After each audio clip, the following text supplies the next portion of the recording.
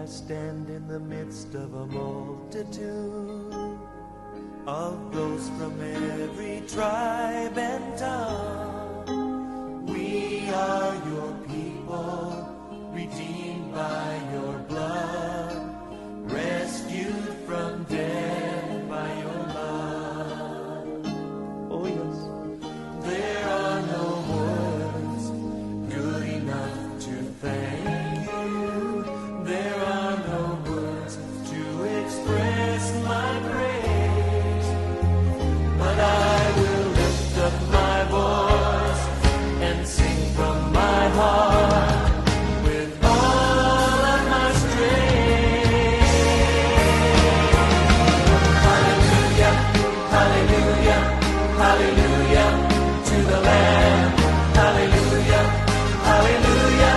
By the blood of Christ we stand.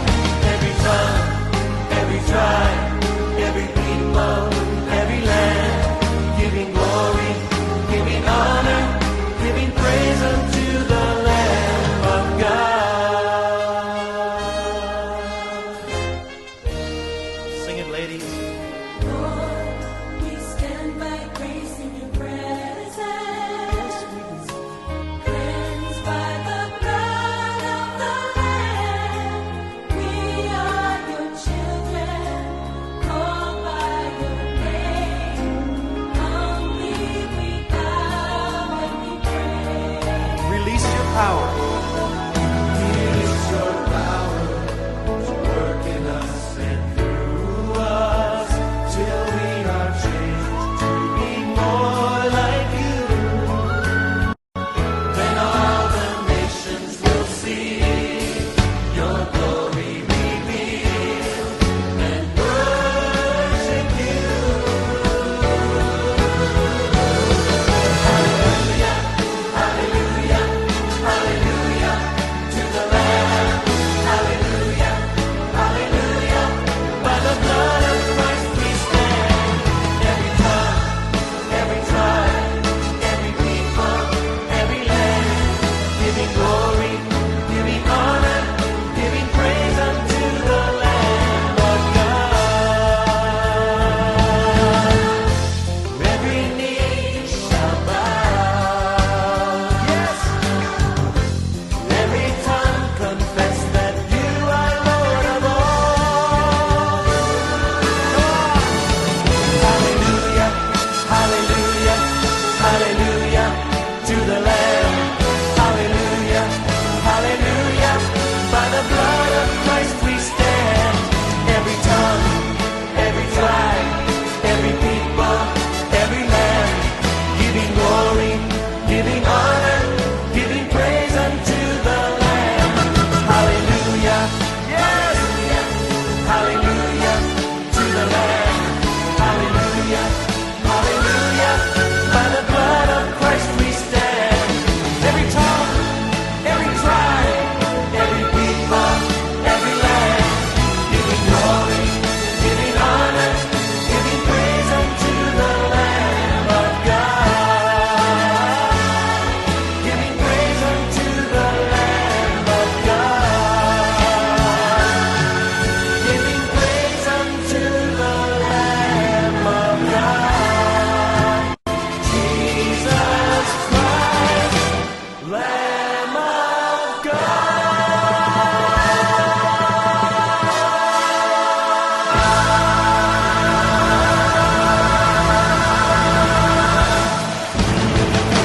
Lahat ba tayo dito naniniwala sa angels?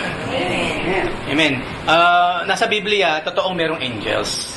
Kaya pa man, siguro bago natin simulan yung pag-aaral, malaman muna natin kung ano bang view ng bawat isa, kung ano bang tinatawag na angel. Brother, naniniwala ka bang may angel? Ayan. Paano mo nalamang may angel? Dapat saka sa Jin. Sa? Jin. Sa gin. Ginebra ba yan, Ginebra? Oo nga naman. Tama ka naman. Pero totoo naman yung sinabi niya. Bakit ka? Tama kasi pag... Sabi niya yung una, sabi na sa Bible. Sa Bible. Pangalawa kasi, nakikita natin around us. Nakatama kasi yun kasi pag bibili ka sa tindahan, automatic na may makikita kong angel eh. Markang demonyo yata tawag doon.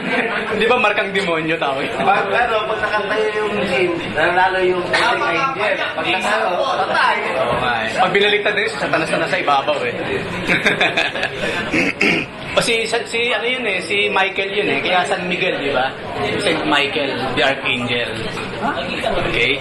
So ano pa, bakit tayo naniniwalang merong angel bukod doon?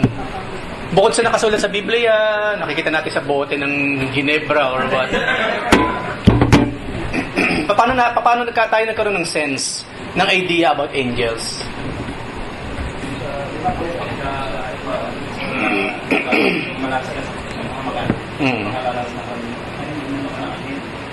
Ayan. Kasi parte ng kultura natin, ano? Yung mga matatanda, sinasabi nila yun. Di ba? Ay, especially kung nung nalagay tayo sa alanganin, tapos naligtas tayo for some reason, ano? Pati mga bata ko yung nahulog ko na nakakita. Tapos nagdasuwa na pag-ulang Walang nasaktan, hindi nasaktan. Salamat sa akin. Ayan. Yung mga nahulog sa hagdanan, no? Ako, maraming beses ako nahulog sa hagdanan, na maliit ako, buti lang, mababa na. Tapos buhay pa rin. Wala man ng bale sa katawan. Kasi ang sinasabi ng mga matatanda, sinalo ka ng angel, di ba? Nalaglag ka sa papag, hindi ka nasaktan, sinalo ka raw ng angel. So ano pa? And the Bible says, And of course, the Bible says so. Spiritual beings sa una. Oh, spiritual created beings. by God. Yan. Ang mga angels ay spiritual beings created by God. Ano pa? Ikaw, Joshua, naniniwala ka ba sa angels? Bakit ka naman naniniwala sa angels? Ha? Kasama sa faith. Okay? Kayo, brother, doon sa likod, naniniwala ba ka sa angels? Nagkatanungan sila, ikaw naniniwala ka ba? Oh. minsan kasi Mm. kami sa Mm. hindi nangyari na sa akin yan. Mm. Araw. Ngayon, Kuya Angel, nagagalit ka, talagang may nagtitipid sa'yo. Oo. Kasi may dalawang sa isang tao, dalawang sa isang dito. Parang safeguard yata yan. Oo nga. may fallen angel type thing. Oo nga. Di ba, tama si Kuya. Hey brother, pasok kayo. Di ba, minsan galit na galit ka nga naman daw, bigla kang magkakalma na ganun. Sabi lang, hindi po siya ng anghel.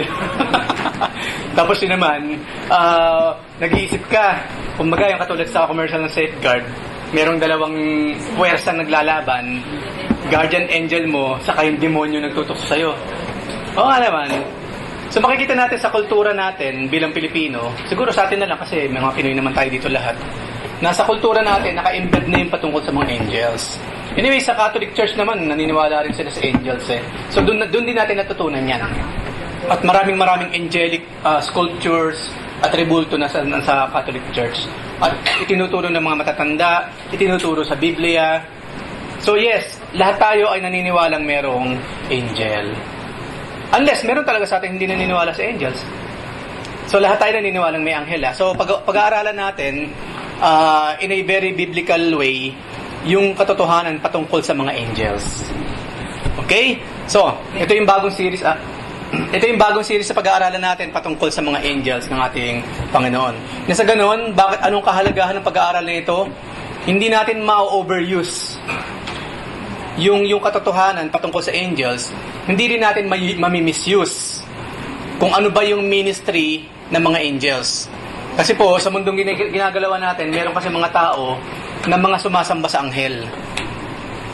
May mga kulto kasi, mga kulto yan eh. Angel worshippers. Na even though yes, totoong merong angel, kasi yung way nila, yung nalalaman nila about angels, yung katuruan nila about angels, yung way ng pakikipag-communicate nila or pakikitungo sa mga angels, hindi tama.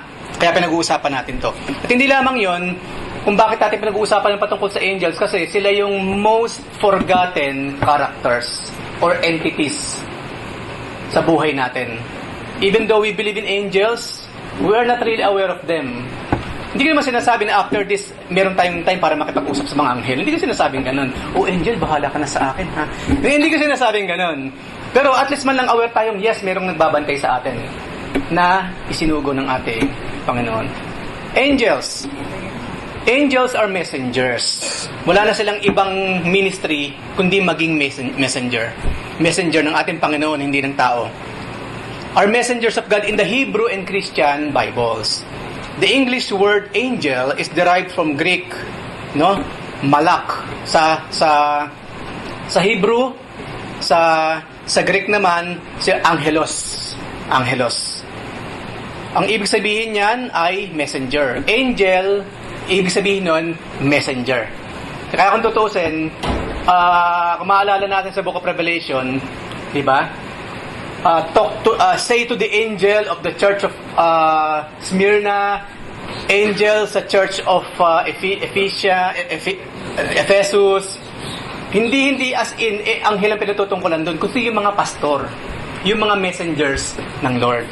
Kasi nga again, kung mensahero tayo ng Panginoon, mensahero tayo ng Lord, nagsishare tayo ng gospel, nagko-convey tayo ng message ng Lord na nagmumula sa Biblia, you're considered an angel. Kasi ang ibig sabihin again ng angel, messenger. Yun ang ibig sabihin ng angel. So, the Hebrew and Greek words originally mean messenger. Tandaan natin yan. At, depende sa konteksto, may refer either to a human messenger, possibly a prophet or priest, such as Malachi. Ang ibig sabihin ng Malachi, may messenger. But also for more mundane characters. As in the Greek superscription that the book of Malachi was written by the hand of his messenger, yung kanyang tagapagsalita, or to a supernatural messenger such as the Malak, Yahweh. Kasi yung sa Hebrew kasi Malak, yung messenger Malak. Okay? So meron namang taga-sulat, no? Meron din namang mga supernatural messenger, ang tawag ay Malak, Yahweh, or angel of the Lord, who, depending on interpretation, is either a messenger from God, an aspect of God, such as the Logos. Si Jesus Christ, of course, ginagamit natin yung word na aspect. Pero si Jesus Christ, hindi lamang siya aspect ng God. He is God in the flesh Himself. Jesus Christ is the Logos. Siya yung berbo. Siya yung salita. That is the Lord Jesus Christ. Yung ginampanan ni Jesus Christ, ano ba ang dala ni Jesus Christ nang dumating siya? The Word, the Gospel, or the good news, or the message, the good message. So in a sense, si Jesus Christ, He is also an angel. Kasi dala niya yung mabuting balita o yung message from heaven. Ang kaibahan nga lang ni Jesus Christ bilang angel or bilang messenger, siya mismo yung Diyos, pero nagkatawang tao siya. So Jesus Christ is totally unique. No one is like the Lord Jesus Christ. Kung paano no one is like God, the Father, Yahweh, Elohim, El Shaddai, walang katulad niya. Even the Lord Jesus Christ, nang ang Diyos ay magkatawang tao, totally wala rin siyang katulad. Wala. Kasi tayo, yes, tao tayo. And that's it. But Jesus Christ, 100% God, nagkatawang tao, naging 100% man. At nung maging tao si Jesus Christ, 100% God pa rin siya. Of course, hindi niya pwedeng hubarin yung pagka-Diyos. Kasi nga meron lamang siyang isinuot according sa chapter 2 ng Philippians. At ang isinuot nga niya, yung anyo ng isang alipin katulad natin. So yes, Jesus Christ is 100% God, at the same time 100% man nang siya ay nandito sa lupa. So, according sa pinag-aralan natin last time, sa example na nabanggit ko, hindi tayo naniniwala sa katuruan ng ibang simbahan na nagsimula lamang yung Godship na Jesus Christ nung mag-resurrect siya from the dead. Kasi di ba, kinuwento ko sa inyo nung nakaraan na meron tayong kapatiran na hindi ko sinasabing hindi sila kapatid. Kaya lang meron silang iba kasing katuruan eh. Okay? Ang sabi nung kapatid na yon, ang turo daw sa kanila, theology pa naman daw. Ang kwento pa niya sa akin, 1994 or 1996 daw nagsimula yung theology class nila. Hanggang ngayon, ongoing pa rin. Tapos sa haba ng panahon ng pag-aaral na yon, ikinwento niya sa akin na pag-aralan nila si Jesus Christ, nagsimula lamang yung pagka-Diyos nang mag-resurrect. So sa isip ko, saan napunta yung more or less 20 years na pag-aaral na yun, tapos yan ang naging resulta ng pag-aaral ninyo? Of course, that is in my heart. Kasi ayoko ma-offend din naman yung kapatid. Okay? So that's why we're studying. Kasi alam niyo mga kapatid, pinangahawakan natin yung sinabi sa Hosea 4:6, my people perish because of lack of knowledge. Ang binanggit doon, people niya, ha? Hindi sinabing the pagans, napapahamak yung mga pagans because of lack of knowledge. Hindi eh. Sinabi ng people niya eh. So even us, maaari tayong mag-perish, mapahamak kung kulang tayo sa kaalaman. Parang sa mundong ginagalaw natin, kung kulang tayo sa kaalaman sa kuryente, hawak ka lang ng hawak, hindi na kuryente ka, patay ka ngayon. So ganun din sa pinag-uusapan natin. Hindi question kung people o hindi. Ang binanggit doon, people of God. My people perish because of lack of knowledge. Ngayon yung perish na pinag-uusapan doon, hindi sinasabing my people will go to hell because of lack of knowledge. Kundi yung kapahamakan, malapit sila sa kapahamakan kasi kulang sa kaalaman. Even as Christians, kung kulang tayo sa kaalaman, malaki ang tendency, mapahamak din tayo. Hindi mapahamak as inyong kaluluwa mapunta sa impyerno, kundi mapahamak while here on earth. Ang example nga natin, kung kulang tayo sa sa kaalaman bilang mga anak ng Diyos, nakikinig lang tayo na nakikinig sa mga superstar mga preachers, tapos ang itinuturo naman ng superstar preacher na yan, nagsimula lamang ang pagka-Diyos ni Jesus Christ na mag-resurrect siya, at sumunod ka naman, edi kapahamak ka ng pupunta mo here on earth. Lahat ng sasabihin mo, lahat ng gagawin mo, merong nakakabit lagi doon sa maling impormasyon na ginawa mo. Na at the end of the day, no, pwede ka mag-perish. Pwede tayong mapahamak. Katulad nung nangyari na yon. Maraming kapatiran, hindi maniniwala. Hindi lamang yun, siyempre, nasa error ka. At mahirap mamuhay nung nasa error. One way or the other, merong mangyayari along the way. Meron ba kayong gustong sabihin doon sa dire-diretso kong sinabi? Okay? Sige, Kuya Joshua, baka meron ka nais ipahiwatig. Tuloy ka bang dumadalo doon sa Pilipinas, sa gawain? Oo. Ituloy mo yung pagdalo sa gawain. Marami namang mga churches doon eh. No? Sabi nga ni Jesus Christ, kunin mo na lang yung mga tama. Kapag alam nating mali, i-shun natin yan. Huwag lang natin pansinin. No? Hindi sinabi ng Lord na layasan sila o i-condemn sila. Hindi naman ganun eh. Anyway, kung nasa na naman ang katotohanan, one way or the other, baka ikaw ang gamitin ng Panginoon para mailagay sa tama yung mga maling katuruan ng ating mga kapatid. So, Malak Yahweh or Angel of the Lord. Sa Biblia po, pag big A, no? Kasi may mga Bible kasi walang big A, walang small A eh. Kundi puro A. Nililinaw natin, meron kasing mga instances sa Biblia, pag sinabing Angel of the Lord, it means God Himself na yon, na nag-anyong something at nakipag-usap sa atin. Ang mga klase ng Angel of the Lord, halimbawa yung burning bush. Nung kausap ni Moses yung burning bush, that is God in an angelic form. At yung form ng Lord by that time, burning bush. Kung tutusin, hindi siya burning bush eh, kundi bush na may apoy pero hindi nasusunog. Kasi hindi ba yun na nakita ni Moses? Kataka-taka itong bush na ito. Nagliliyab siya pero hindi naman natutupok. Di ba? At nagsalita ang Panginoon through that. That is an angel. Yun yung nagsilbing messenger by that time. At hindi lamang yun, napag-aralan natin last time kay Joshua, nagpakita di ba, papasok sila sa Gilgal. Nasa Gilgal na sila, papasok na sila sa Promised Land. At war after war ang susuungin nila. Minsan pagising ni Joshua, meron nakatayong angel sa harapan niya at naka-ready yung espada.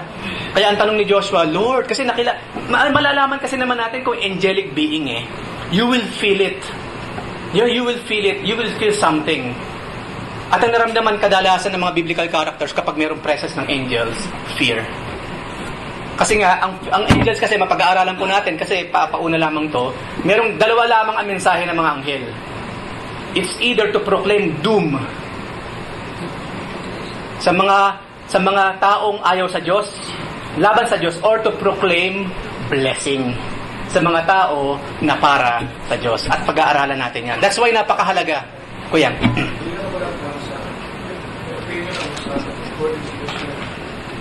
Para sa isang oras niya, yung God's Spirit, hindi siya makikita, ngayon, makakita siya ko yung flame. Flame. Tuloy-tuloy. Eternal flame. Ayan. Oo nga naman. Diba? Sa temple sa Jerusalem, nung araw, nung meron pang templo, meron talaga itong eternal flame. Wag kang yung strange fire, di ba, naging mensahe yun ng Panginoon sa pamagitan ng isang kapatid. Sa templo, merong apoy doon, Diyos ang nagpaningas ng apoy na yon, na lahat ng apoy sa buong kingdom, especially sa temple or anything na gagamit mo sa Panginoon, kung gagamit ng apoy, wag kang kukuha ng apoy sa ibang source ng apoy. Doon lang. Kaya nga, yung mga anak ni, sino ba yung priest na yon? Anak ni Aaron ba yung dalawa? Di ba? Kumuha sila ng apoy sa ibang source. Naging strange fire yun sa mata ng Panginoon. Nagalit siya. So, ganoon din sa atin. Ito nga pala pag-aaral natin. Para in a sense, yung tema ng klase ng pag-aaral na ginagawa tayo, na ginagawa natin, para maiwasan natin yung strange fire. Para hindi tayo nagtataglay na apoy dito na nagmula sa ibang source. Kung meron man tayong apoy, dapat nagmula lang sa Diyos. Because any other source of fire is strange to God, and He hates that. So, walang strange fire sa simbahan. Hindi lamang tayo, naniniwala ako, maging sa marami pang mga Christian groups like us. Ang sinisimbolize ng burning bush, o ng bush na merong apoy, kumbaga, look at that. Maraming sinisimbolize yun, isa sinisimbolize nun, kumbaga, ang Israel itself. Yes, kabi-kabilang liyab ng digmaan, kabi-kabilang liyab ng kahirapan ng dadaanan ninyo, but you will not be consumed. You're still you. At katulad natin, sinabi ng Panginoon, dumaan man tayo sa apoy, ano raw? Hindi tayo masusunog. We are still us. Ayun ang sinisimbolize nun, Moses, ito kasi ang dadaanan ninyo. Dadaan kayo sa apoy, yes, but you will not be burned. At marami pang sinisimbolize yan. Ano sinabi sa aklat ng Hebrew? Our God is a consuming fire. Maraming ang sinisimbolize naman ng apoy ang Diyos mismo at kinukonsume niya tayo. Mga tuyot na mga puno, pero sa tulong ng Panginoon, He will help us. He will help us burn, no? Magkaroon ng zeal, magkaroon ng liwanag, magbigay ng warmth sa maraming tao. That one sin, mga kapatid, marami tayong makukuha dun on that one sin alone. Dun sa burning bush passage na experience ni Moses. Yan. At pag-uusapan natin na hiwalayan. So, God Himself, nagpapakita siya bilang angel at tinatawag siyang theophanic angel. Kapag merong sinabing theophany, ibig sabihin, nag-reveal sa iyo ang Panginoon Himself in a very special way. Katulad nga nung kinukwento ko kanina, nung nagpakilala kasi, sabi ni Joshua, Lord, sabi niya, kayo po ba ay against us or for us sa labanan na ito? Hindi sumagot ng yes or no yung angel, di ba? Kundi ang sinabi niya, hubarin mong iyong sandalyas dahil ang kinatatayuan may holy ground. So, yung being na yon na napaka-obvious, hindi tao, pero nasaan nyo ng tao na mayroong hawak na tabak, nasaan nyo bilang commander of the Lord's host, that is God Himself in an angelic form.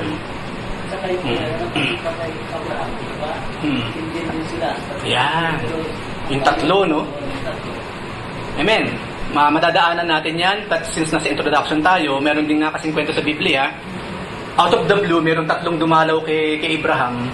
Ngayon to sa Abraham, kasi again, kapag anghel po yung kausap natin, an angel from God, we will know. We will know.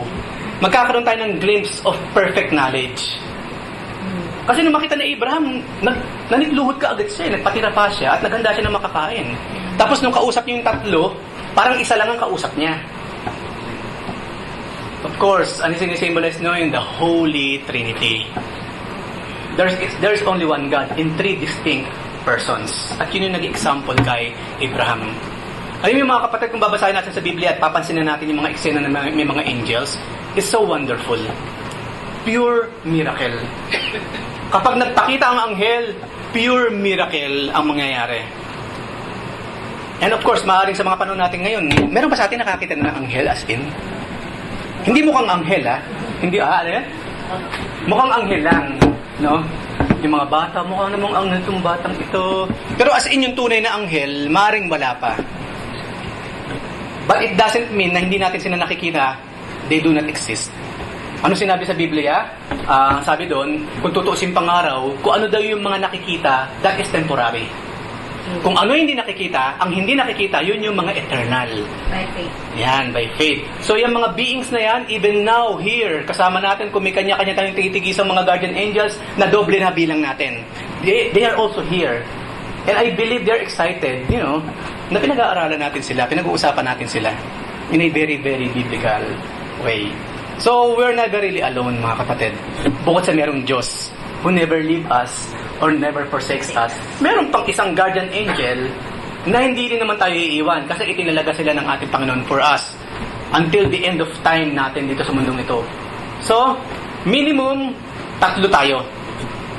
Saan man tayo magpunta, nandun ng Diyos. May guardian angel pa pa. 3 ka na kaagad. You're not alone. Holy Spirit. Of course. God, the Father, the Son, the Holy Spirit, nandyan lang yan. And of course, yung tinatawag na angel. So, mapunta ka man sa island, physically, ikaw lang mag-isa, merong dalawang nasa iyo. Kasama mo, God Himself and His holy angel. So, yes, we're never alone. We are not alone. Never ever na naranasan natin na tayo as in, ikaw lang. No? Nasa isang punto ng universe, ikaw lang ang nandun. Hindi mangyayari yon. Nandun din ang Diyos, nandun din ang Spirit, ang kanyang mga angels. We are not alone. Meron ba kayong gusto idagdag doon or any thoughts about that bago natin ituloy? Okay, kung wala, diretso po natin ang ating introduction. Sa history, hindi ko rin kasi masabing mag-googlize kasi ang internet kasi, yes, source siya ng information. At the same time kasi, source siya ng misinformation. Nagkalat ang mga false information sa internet, nagkalat din ang mga maling doktrina sa internet. No? Pero, sa mga totoong Christian literature, maraming kwento ang mga kapatid kung saan sila ay nakaranas ng angelic intervention. Siyempre, huwag na tayong lumabas sa Biblia. Just to be sure, huwag na tayo lumabas sa Biblia. Makikita natin sa Biblia, especially sa Old Testament, hanggang sa pagkapanganak ni Jesus Christ, at dun sa mga special moments, they really exist. Naroon sila. Naroon ang mga angels. Pero kukwento ko lang to kasi isa siyang missionary at nakaranas siya ng tinatawag na angelic intervention. Babasahin ko lang siya, hindi ko napapaliwanag. Pakinggan na lang natin yung kwento. John Peyton, a missionary to the New Hebrides, tells a story about some angelic care that he received in his lifetime. He said that one night, while wild natives, mga unang panahon to sa US, na marami pang mga Indian, mga Apaches na gusto kumain sa kanila, he said that one night, wild natives surrounded his house, frantically dancing and jumping up and down in the jungle, desiring to kill John and his wife. Well, they got on their knees, realizing there was no way they could protect themselves against these wild cannibals, and they prayed. Soon after, that the attackers all vanished into the jungle, biglang nawala. They were gone. According to Peyton's biographer, a year later, the chief of that tribe became a Christian. Kasi mga missionary sila eh. Anyway, kung sa Diyos kasi sa Diyos eh. Kahit cannibal ka pa, kung sa Diyos ka, babaguhin ka niya, wala makakapigil doon. Okay? So, isang araw, naging Kristiyano rin yung chief mismo ng mga cannibals na yon. So, John asked him at that time, "What happened that night about a year ago when your natives surrounded our little lean-to there on the sand and near the beach and all of a sudden they left?" And this is what the chief said. "Well, because of all those men you had with you, we left. Because of those men, nakita namin, man dami mong kasama. Umalis kami, kumbaga wala kaming laban sa nakita namin, ng mga kasama mo." John said, "There were no men, just myself and my wife." The chief said that they had seen men standing guard. Hundreds of big men in shining clothes with swords in their hands, totally circling his home. Binabantayan yung bahay mismo ng missionary. They are tall. I don't know what's the height, pero of course they are taller than us. They are mightier than us, na kapag nakita mo sila, talagang foreboding ang dating. You will fear. You will tremble. So doon, na-realize, unknowingly dito sa mag-asawang to, basta ang alam nila, 1 year ago, umalis na lang yung mga tao, iniwan sila, hindi sila sinaktan. Pero ngayon lang nila na-realize, meron pala mga angels by that time na nagbabantay sa atin. No? We never knew. Kasi hindi naman magbibigay ng ng notice, niligtas kita kahapon na. Okay, bye. Wala naman ganun eh. Walang sticky notes. Niligtas na naman kita kanina sa driving, masyado mainit ang ulo mo, kaya tinapik ka yung kotse, hindi ka nabangga. Walang ganun eh. Wala kasi hindi sila, kung si Satanas siguro ang gagawa, merong note, niligtas na naman kita, sambahin mo ko. Kasi angelic beings, wala silang pride. They will just do things which is good, and that's it. At malalaman mo na lang sa mga witnesses around. At ito yung isa, kwento na yan. At maraming totoong kwento like this. Maraming fake, meron naman pong mga totoo rin naman. Ako, I believe, even in our lives, sa mga buhay natin, bawat isa sa atin, maraming instances sa buhay natin, supposedly napahamak na tayo pero hindi. Malaki possibility because of the angels. Tinulungan tayo ng anghel ng Panginoon. Imagine niyo yung backer natin, mga kapatid. We have God, no? Tapos meron pang angel. Kung tutusin, angel na lang pwede na eh. Hindi ba, hundreds of thousands ang kayang patayin ng isang anghel sa isang gabi? At mapag-aaralan natin later yon. Isang anghel lang, pinagpipitik niya lang isa-isa. Patay. 100,000 of enemies. Patay, isang anghel lang. And remember, nung gabing si Jesus Christ, hinuhuli siya sa Garden of Gethsemane. Nakipagpambuno nga sila, naputol ni Peter yung tenga nung isa, ni Malchus ba yun, or what? Ano sabi ng Panginoon? Itigil mo yan, Peter. Walang karahasan sa kingdom ko. Wala. At hindi na nga kailangan ng Savior ni Jesus Christ. That's the point. I don't need anyone to save me because I am laying down my life and I have the power to take it back again because I am God. Yun ang sinasabi ng Panginoon. At hindi lamang yung Peter. No? Sa mga sandaling ito, legions of angels ang naghihintay ngayon sa langit. Naghihintay ng go signal ko. Isang pindot ko lang, tapos ang kwento, ililigtas ako ng mga yan. Pero hindi. So, ibig sabihin ng mga by that time, nung si Jesus Christ, inaapi-api, sinasampal-sampal, hinuhuli-huli, sinisipa-sipa ng mga Roman soldiers. No? May mga angels naghihintay talaga, nakahawak na sa tabak. Lord, sabihin mo lang, isang pindot mo lang, Lord. No? Legions yun, thousands of angels yun. Samantalang according nga dun sa pinag-usapan natin kanina, isa lang, 100,000 pataas kayang patayin isa. At nung gabi na yun, legions of angels na naghihintay sa go signal ng Lord, pero sabi niya, no, magbakasyon kayo. Okay? Pwede kayo mag-day off hanggang sa ako ay mamatay. At mapag-aaralan natin yan mamaya. So angels, sila ay messengers ng Lord. Yun ang trabaho nila. At the same time, sila pa yung tinatawag na God's invisible army. Army sila, warriors. Ngayon yung ingat-ingat tayo. Kasi sa sobra natin na parang nililigtas na ako. Sige nga. Nililigtas na ako. Of course. Kasi mapasok eh. Parang sinusubukan ko. Wala kang wait. Kasi parang kaya nga eh. Sabi, paliwanag. Huwag ka naman question. Of course. Liligtas ka. Kasi subukan mo ngayon, mahama ngayon. So, masasabi din ako mahama. Of course. Sino may kasalanan? Yan. Sa yung gusto maliligtas. It's not your prerogative. Yeah, it's not our prerogative. Let's do our job sa buhay na ito. Mamuhay tayo, gawin natin lahat para mag-ingat. Anything that will come along the way na unfavorable, then God will do something about that. Siyang bahala. Do not put your Lord God on test. Do not put the Lord your God on the test. It is Him who will test us, hindi vice versa. Yun ang point doon. Kasi maraming tao, hindi bahala ng Lord sa akin. No? Andyan naman ang Diyos. Sigurado ko, iingatan niya ako.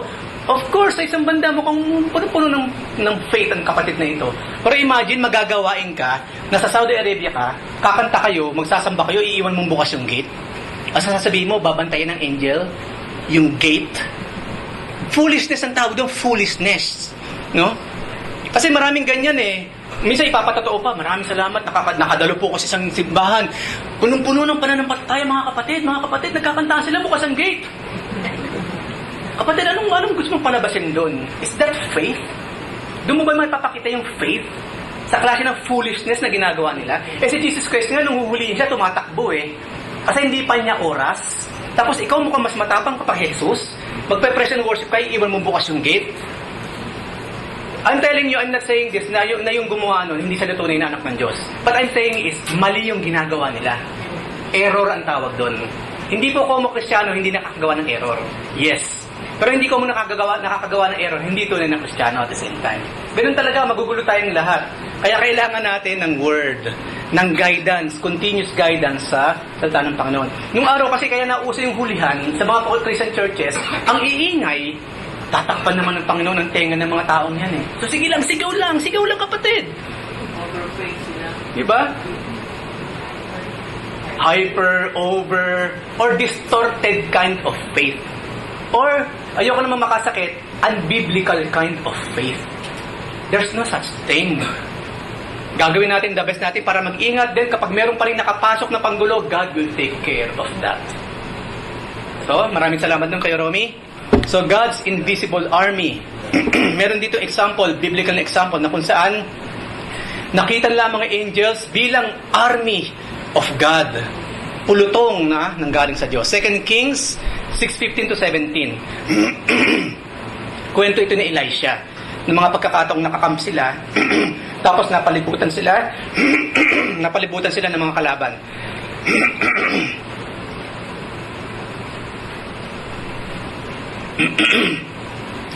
2 Kings 6:15 to 17. So itong si Elisha, meron siyang servant. At nag-report siya kay Elisha. When the servant of the man of God, si Elisha, got up, yung servant ni Elisha got up and went out early the next morning, an army with horses and chariots had surrounded the city. Mga kalaban to, mga pagans. Oh my Lord! Sabi niya, balik siya sa kay Elisha, oh my Lord! What shall we do? No? The servant asked, verse 16, ang sabi ni Elisha, kumakain-kain siya ng kubos dyan, sinasawasaw niya sa honey or what. Do not be afraid. The prophet answered, bakit naman po napapaligiran na tayo ng laksa-laksa mga army of pagans, mga unbelievers, and they will kill us? Who knew anong gagawin nila sa atin? Sabi niya, servant, those who are with us are more than those who are with them. Mas marami tayong kasama kaysa sa kanila. Simple lang yung sinabi ni Elisha, do not be afraid. Kaya sabi natin, kahit Diyos lang ang kasama natin, we are the majority. Mag-isa ka lang, pero Diyos naman ang kasama mo. The whole universe is not enough to fight you because of God. Kasi siya ang lumikha ng langit at ng lupa, ng mga nakikita at hindi nakikita. At yun ang nakita ni Elisha using his spiritual eyes. Those who are with us are more than those who are with them. Verse 17. And Elisha prayed. Siguro, itong si Gehazi, yung servant, nababaliw na yata ang bus ko. Ano ba kinain niya? Siguro, wala siyang ganung klase ng faith katulad ni Elisha eh. So, sabi ni Elisha, nag-pray siya, Lord, open his eyes so he may see. Na yung nakikita ko, Panginoon, makita rin ng aking servant for him to believe. Then the Lord opened the servant's eyes, and he looked and saw the hills, full of horses and chariots of fire around Elisha.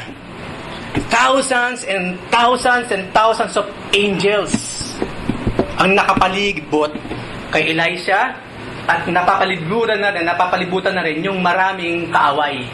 Mas marami sila. At again, ulitin ko mga kapatid, isang anghel lang, hundreds of thousands ng kayang patayin.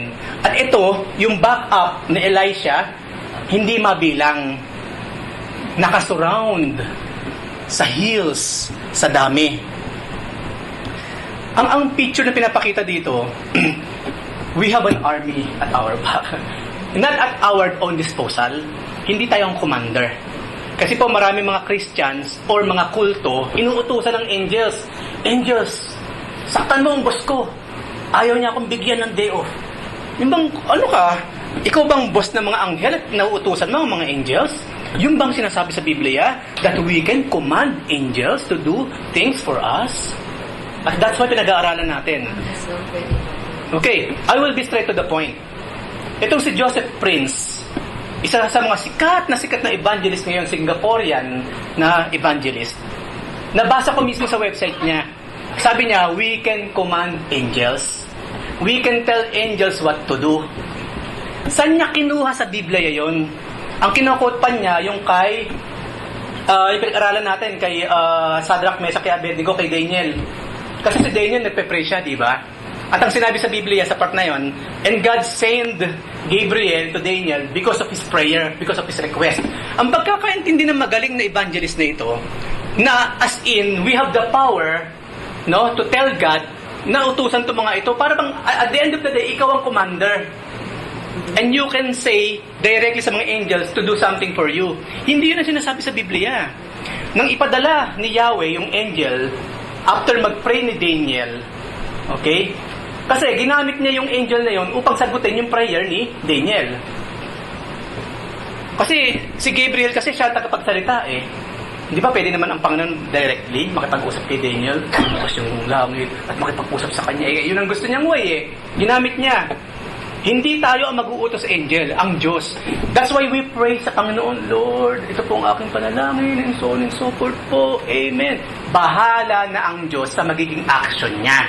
Hindi yung tipong ganito, Panginoon, utusan mo po si Gabriel, natulungan ako sa bagay na ito. Who are you to say that? Walang itinurong ganyan sa Biblia. Kaya yung prayer ko, I will be done. Amen.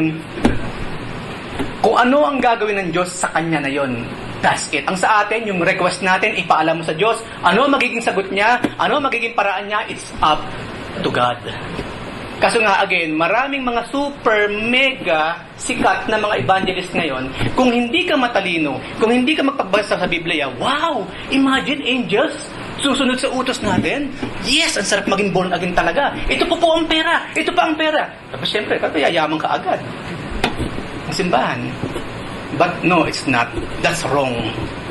That is wrong. Kaya mag-iingat po tayo sa mga nababasa natin sa internet. Especially kapag super-duper sikat na mga evangelists. Hindi po lahat ng sinasabi niyan tama. Hindi tayo fanatics. We are Christians. We are followers of Christ. Hindi followers ng sinumang pastor na ano man ang sabihin nila, yun na ang batas para sa'yo. No, it's not. They are humans like us. They commit error and they sin every day. Like us. At hindi sinabi sa Biblia, mga kapatid, gayahin niyo ako kung paano ako'y fanatic ni Jesus Christ. There's no fanaticism in the Bible. Follower ni Jesus Christ meron. Pero maging fanatic ng isang sikat na pastor, wala. That's wrong. Diyan ngayon papasok yung iba't ibang klase ng doktrina, yung blind followers following a blind leader, sabay-sabay silang mahuhulog sa hukay. Is there anything? At kung sila support ko na pag-usapan nila ni Casper, kasi ito, Lord's leadership yung ginagawa. Ayan. Ito pa yung isa na rin. Alam ko, maaari kasi meron sa inyo sumusubaybay kay Joseph Prince. I don't know. Ang isa pang sinabi niya, God do not, sabi niya, yes, God gives, but God do not take away. Nagbabasa ko yun sa website niya again kasi babalik ako sa source. Ayoko nung sinasabi mo lang, kapatid. Gusto kong yung sinasabi mo, mabasa ko mismo sa kanya. Eh di pumunta ako sa website. Oo nga naman, yun ang sinasabi niya. Ang Diyos daw nagbibigay lang, He do not give away. He do not take away. Sabi ko ba, mas matalino pa pala kay Job tong taong to. Ang sinabi sa book of Job, God gives and the Lord takes away. Tapos sasabihin niya, the Lord never takes away. Puro give lang, give. Ngayon naisip ko, bagay, kapag ikaw yung tipo ng pastor na wala kang ginawa, kundi ituloy yung prosperity gospel, get rich, get healthy, ayaw mo nung taking away. Gusto mo puro giving lang mula sa Diyos. So, naintindihan ko siya. Napakalaga kahit sa prayer. Pagka meron tayo ng napakalaga sa sabihin natin sa kanila. Kung ayaw po sa inyo. Yeah. Kung sa nangyayari kasi parang kahit sa kasi kung usap mo sila. Pag-imatayan mo ako eh. Kasi sabi sa mga pag-decide, kung pamatayan na ako yan. Ayaw sa sunod. Amen. Hihilingin tayo ng tayo. Tayo sa kanila. Siya mag-decision lang sa akin.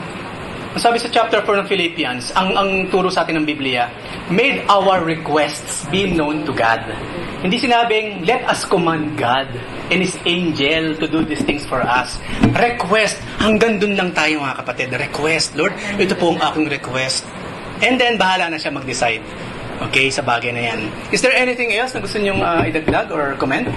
Saka yung mga yung mga pages na mga education ng Biblia, education ng mga tao na ginagawa ng Panginoon. Magtaka tayo, education ng Paul, education ng Peter, something wrong, but education ng mga ginagawa ng Panginoon, mindfully, with the spirit, with the, kasi yung message nila ng Panginoon. Education mo, doubtful. Amen. Kaya ako, para sa akin, napaka-useful ng Facebook. Kasi dun, kahit paano doon ko napupulsuan kung hanggang saan na nararating ng mga kapatiran pagdating sa kaalaman. Kung ano yung mga nilalike mo, kung sino yung mga fina-follow mo, then, there and then, I know na kung hanggang saan yung narating mo sa pagkakaunawa mo sa mga pinag-aaralan natin sa simbahan. Importante yun, especially sa isang leader. Hindi lang tayo basta turo ng turo, pero you know, kung may mga kapatid na hanggang sa ngayon hindi pa niya nagigets, naka-warp pa rin sa warped ng sarili niyang nalalaman or kagustuhan o gusto niyang paniwalaan or hindi. That's very important. Is there anything else bago yung huling slide, huling part as of now? Kasi yung pong pulpit kasi, napaka-powerful sa napaka-powerful din yun. So, nangyayari kasi minsan, because yung power of authority, yung spirit ng nakikinig, nakukuha niya. Kaya pag sabihin niya, nakikinig. Yeah. Kung parang wala ka study. Oo nga. It's normally ganyan yan sa Oo nga. Oo nga. may bawag sila na witchcraft, which is na hindi ka makagalaw kung sila sinasabi ng tuturo, yun na yung kagad pininiwala mo. Pangalawa, may mga ginagamit kasi yung head. Actually, wala nang sa angel. Pero nagdagdag lang. May ginagamit kasi yung head, yung kanya authority. Oo nga. Pagkano mapagkaroon ng samor sa kanya, kakasuhan kanya ng rebellion. Rebellion. Agents. Which is mali yun. Mali yun. Nagpapaliwanag ka dapat, Mhm. pagka hindi na bakma ipaliwanag sa tuturo, disobedience ka, rebellion ng tao. Yeah. And that, oo nga. Dictatorial na tawag yun, dictatorial. Sa bagay noon, pag nagpapala ka, wala nang papatay sa yung kusga, tapos patay ka. Ganun na pa rin yung pagkakaano ng Panginoon yung grace nila. Kahit hindi ito na yun, alam mo, mariresk ko na siya na. Pag So kasi sinabi naman sa aklat na Isaiah, sabi ng Lord kay Isaiah, come, let us reason together. Dapat tayong lahat, we are coming at a point, now we are reasoning out together. No? Kasi wala naman sa ating authority, ang authority nasa Lord. Nasa Lord. Kaya nga ang central piece ng pag-aaral natin, Biblia eh. No, para hindi tayo lumalabas diyan. Yun kasi ang problema eh. Meron silang mga extra biblical na mga belief, mga disciplinary whatsoever or batas or what, na kapag yun ang binali mo, yung nasa labas, lagot ka. Pero samantalang biblically naman, wala naman sila. Okay? Kasi Mm-mm. Pero ko naman ito isa. Nakapit kami sa pagsamba, Iglesia ni Cristo. Mm. Sa places na yata. Mm. Pero, doon ko nakita na sila pala, kung ano sinabi ng Cristo sa Pilipinas, Mm. hindi nila yun. Mm. Parang hindi nila, Cristo nila yun. Kailangan doon na makakita. That's it. Mm. Hindi ka pwede na, hindi pwede baguhin. Otherwise, siguro, sa kasuhan na mahigit yung sinasabi niya. Kaya Mm. lahat yung pag sa Pilipinas lahat yan. Pare-pareho, no? Tuloy mo na ito, lahat buo kanya yung mga basics. Ganun Oo. din yung kay Kibuloy, ganun din. Kikibuloy, ganun din, ano? Kaya nga po, nung naka-attend po Hmm. kami, isi-share ko lang po, Mm. nung naka-attend po kami, doon po namin nalaman na ganyan lang sila po. Very quiet, very silent. Wala po yung ganito na yung nagpapak-up. Nalayuin na yung bawat isa nakakapag-voice out ng kung ano yung sa loobin niya Mm. na maliliwanagan. Oo. Wala po sa kanila yung gawin. Kundi manatili lang po sila. Siya nga po. Siya nga po, siya nga po. Ganun lang po. Manatili lang sila. Manood ka lang. At ganun lang po yung ganyan lang po yung ano niya. Tama yan. Wala po yung ganito na sa mga brother and sisters na magsasalita, mag-voice out nung Talagang siya nga po lang, ano? Na kahit natahimik ka dyan, pag meron nag-voice out dyan, then sinasagot po ng pastor biblically, Mm. natututo po yun. Ayan. At saka natututo din po tayo na mag-voice out nung sa loobin natin na nagkakaroon tayo ng clarification from the head. Or mismo din po sa mga kapatiran. Kaya minsan po, meron din po tayo minsan na mali na input, pero po, maganda rin yung gano'n na nag-input ka ng mali, which is meron po nakakaminig ka sa Yan. kapatiran na biblical. May check and balance, you know. Naniliwanagan po tayo. Kaya minsan doon po nakuha rin, ay, hindi pala ako dapat nahiya na i-voice out ko yung Concerns meron mo. akong meron akong hindi klaro. Oo. Kasi mas nalalaman ko doon sa Amen. atin dito. Kuya, kahit kanino, na Mm. mas nalalaman ko na. Amen. Hindi ko pala tayo dapat nahiya. Oo, hindi ganun, no? Hindi ka, galayo po yung gano'n na, wala ka, quiet ka lang, doon ka na. Yun na yung sinasabi na, tama na yung para sa'yo. Ayan. Basta, oo. Ang nangyayari kasi parang yung brainwashing. One way lang yung One way lang, teaching. Muskila, no? brainwashing na diwan. Oo. Mahirap yung ganun, delikado yun.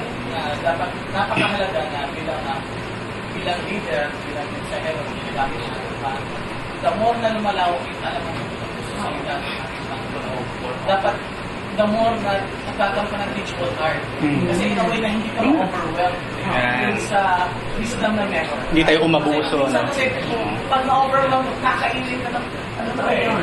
Ng authority, ng power, or what? Dapat, aside na namumuna ka sa education, dapat ikaw na namumuna. When it comes sa ipapasa ilalim o sa pagkakaroon ng Teachable heart. Kasi sabi nga natin, Humility. lahat tayo, bilang tao, mapalatihan man, nagkakamali tayo. Mm. Somehow. At saka hindi ka bawasan bilang Kristiyano o bilang elder or deacon, Na itatama. oo, may itatama. Kung mali ka, dapat ka talaga itama. Para saan pa kung may tama ka, for the glory of God naman, di ba? At para naman sa kabutihan.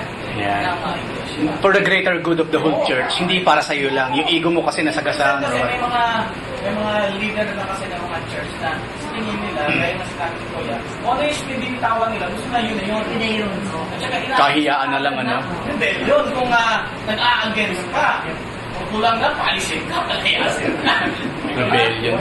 Oo, yan na nakakaano minsan. Kuya William? Iba siya. Kasi ngayon, ang mga malalaki ang church. Mega Meron churches. silang tinatawag na hierarchy. Oo nga. Yun, dito ina-apply nila yung pag-aaral na higher degree. Mula sa matas na level. Ngayon, nag-aaral sila ng philosophy na lahat absolute.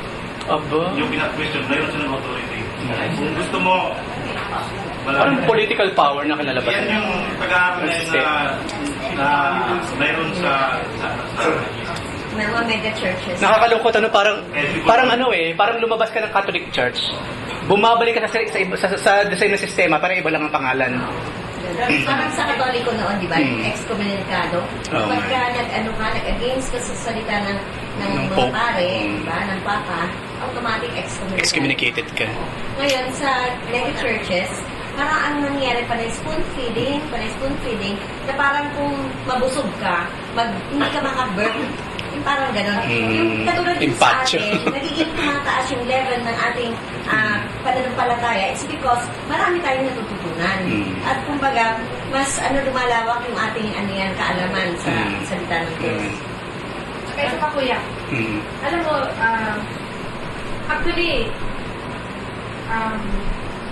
dito sa grupo na to, dito namin nakita namin na kaya yung napakalaki bang yung kuya, yung points para sa amin na-admire namin yun as family na yung pag mayroong isang sila tinatanong yung isang kapatid na which is hindi pa talaga masagot.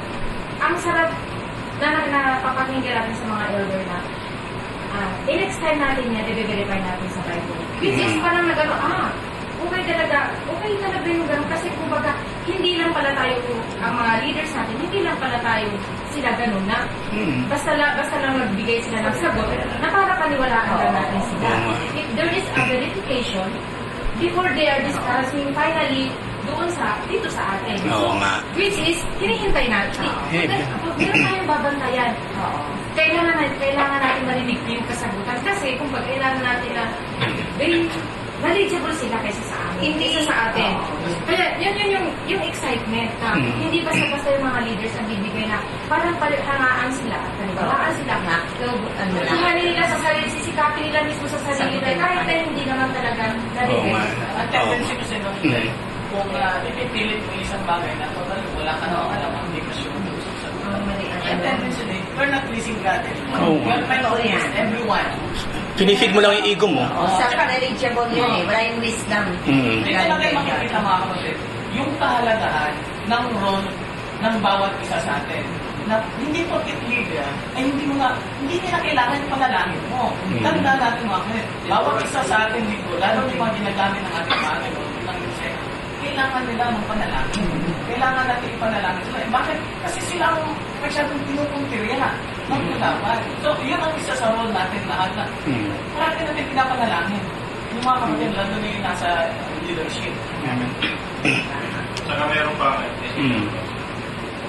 yung mga mega churches, wala nang Christian nila. Maganda yun kasi pag yung bang meron pa yung payak na sama.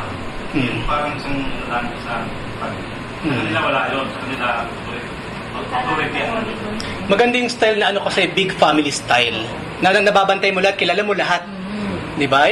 Kasi ngayon nga, nauso kasi ngayon, parang kung merong mega mall, may mega church na rin. Kumbaga, Yung pattern nila sa Catholicism Catholicism, hindi mo nga gusto nila yung Kasi nangyayari, na lang majority wins Yung 75% naman ng church, sangayon naman kay pastor So sumama na lang tayo. Ilan lang naman tayo mga hindi sangayon doon. Yung bang madadala ka lang ng agos sa mga maraming church ganyan, malaki ang bilang.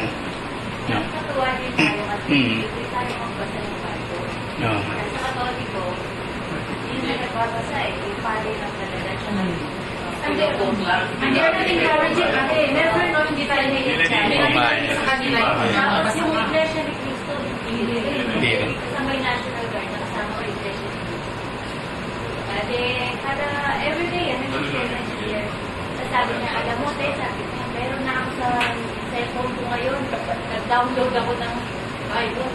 Ibig sabihin, tagal mo na, wala ka pang Bible. Bawal kasi sa amin. Imagine that, ano? Bawal na. Tapos pag tanong mo, yung pastor ang mag-explain kasi sila ng Oo. Sila hindi. Excuse kuya, ganito, share ko lang po.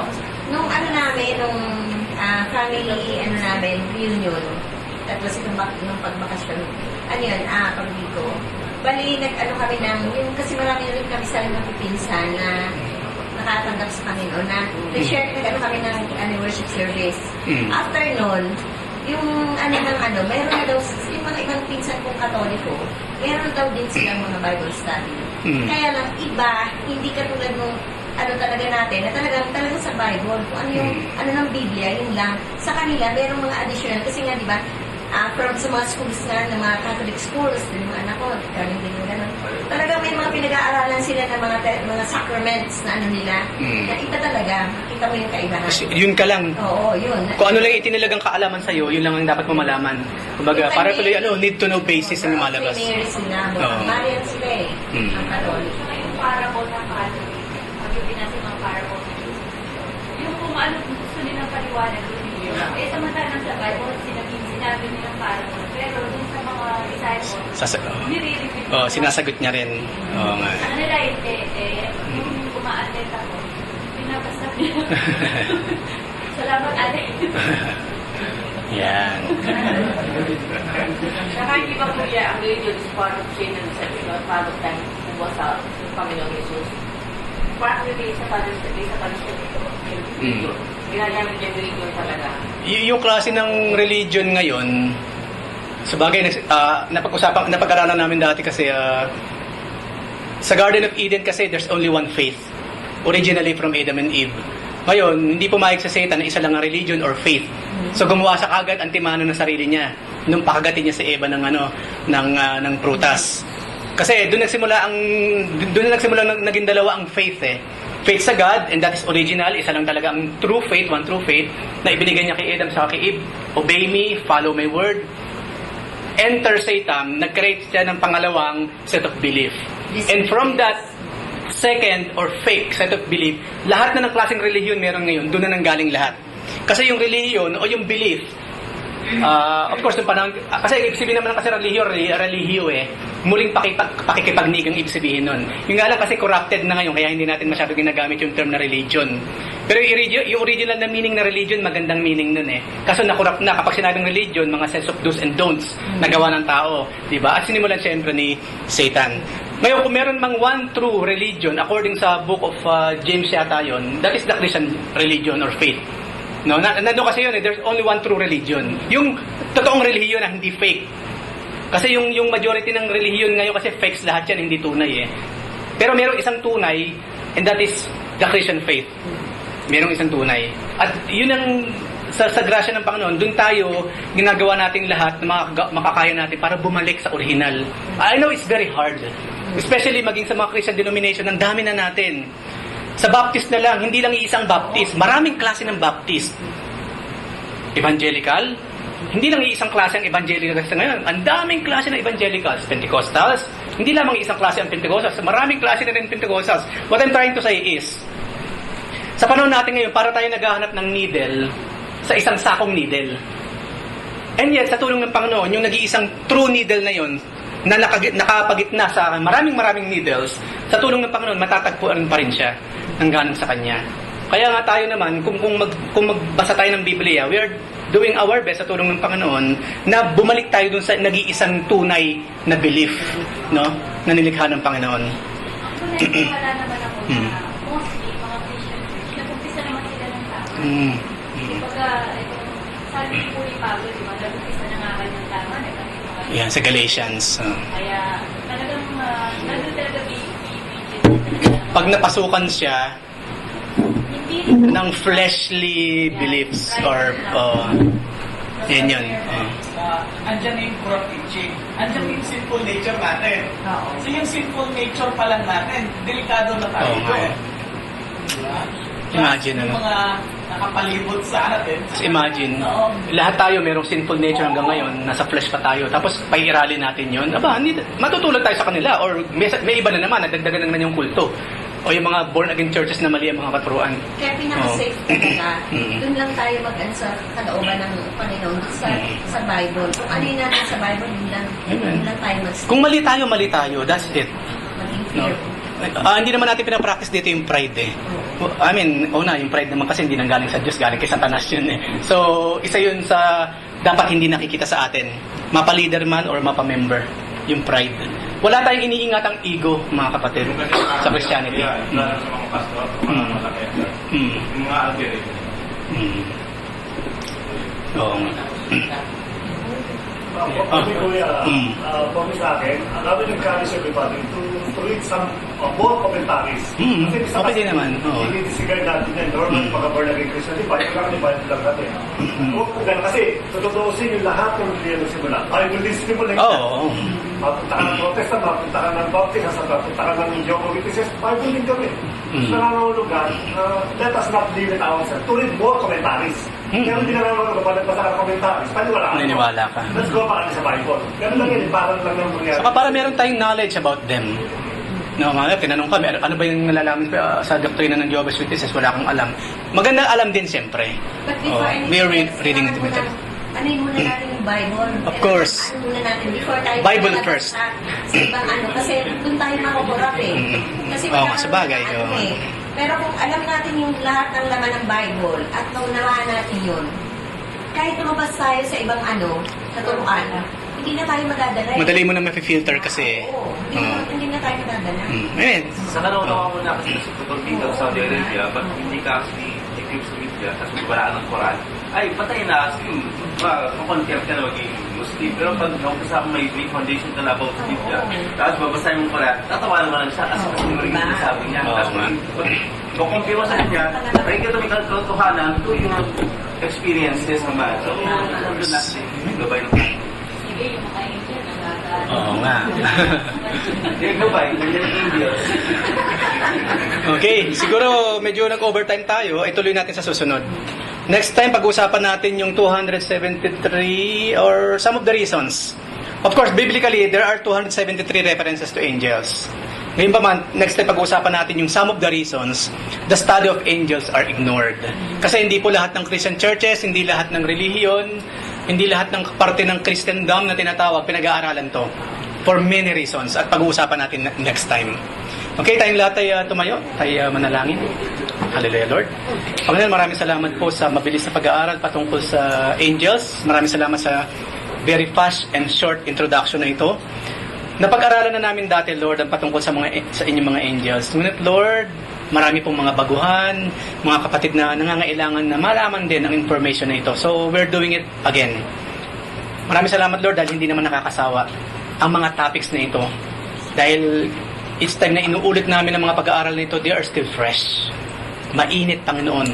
Parang tinapay na bagong baked each and every morning. Gaya ng inyong pag-ibig, Lord. They are new every morning. Kaya Lord, sa mga susunod pa po namin gagawin mamaya, bahala ka na po sa amin. Maraming salamat, Ama. Pinupuri ka namin, dinadakila, pinasasalamatan. Ito pong aming sa dalangin. Sa ngalan ng inyong bugtong na anak na si Jesus, sa paggabay po na yung sa ating Espiritu. Amen. Okay.